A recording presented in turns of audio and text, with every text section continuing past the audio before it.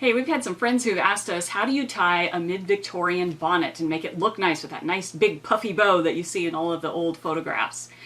Well, mid-Victorian bonnets typically had utility ties behind the fashion tie. That's actually what holds the bonnet on. And they can be matching, or they can be just little cotton twill tape ties. They're little ties, and they're just meant for utility to hold the bonnet on. So I'm going to go ahead and tie those first, and then this should work whether you're right-handed or left-handed. Just switch the directions for whichever one you are. I'm right-handed, so what I'm going to do is I'm going to start with the left tie. I'm going to bring it over, and then I'm going to bring it over the top, so it's coming out the top here, and it's now on my right side because I'm right-handed. I'm then going to open the ribbon up all the way to the point where it comes over, so it's nice and flat, and make my bow. One side of my bow, and then I'm going to bring this side around and pull it through. I don't have a mirror, I just have my little video screen here, so I'm trying to see what I'm doing here. Okay, and then I want to make sure this tie really does land behind the bow, so you may need to kind of wiggle it down there.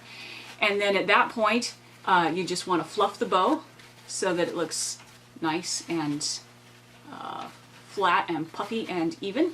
And sometimes you may need to, you know, adjust the ties a little bit to make that happen. And there you go. You've got your nice bow that should hopefully hold up, especially if it's taffeta, it should hold up pretty well. If it's satin, it might need to be tightened up throughout the day.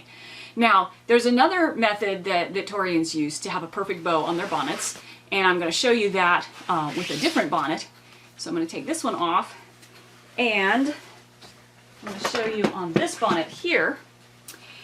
It's what we called a fixed bow, which means that, let me go ahead and tie my utility ties here so it's on securely. Okay, and then I have sewn a fixed bow here, and what I've got is the end has got a hook on it, and I will hook it on this side, which I can't do without a mirror, so you'll just have to pretend that it's hooked, and then again I can do the same fluffing that I did with the other bow that I tied to make everything look good and puffed out.